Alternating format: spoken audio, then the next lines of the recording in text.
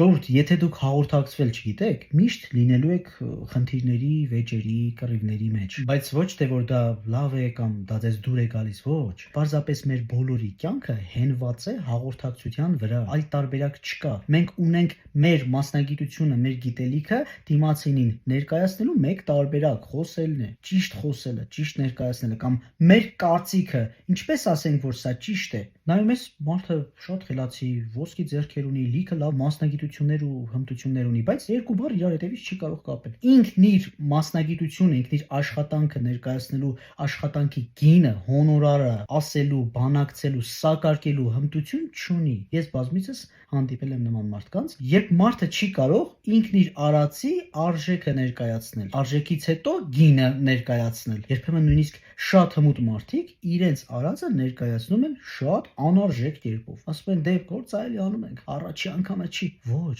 այդպես չի կարելի ներկայացնել։ Մարդը նույնիսկ իր սեփական կարծիքը երկու բառ ասում է, երրորդը կարկամելով, դե եսը տենց եմ կարծում, ինձ թվում է տենց, ինձ թվում է չէ, դու դրա մասնագետն ես, դու կարող ես հստակ փաստեր մեջ բերել։ Ուստի մեր օրերում հաղորդակցությունը կարևորագույն պայման է։ Առանց դրա ցանկացած արժեք մասնագիտություն կարող է վերածվել անօգուտ ու անիմաստ զբաղմունքի։ Իսկ հաղորդակցման հմտություններ ունենալու համար բաժանորդագրվեք իմ Telegram-յան ալիքին, կխոսենք։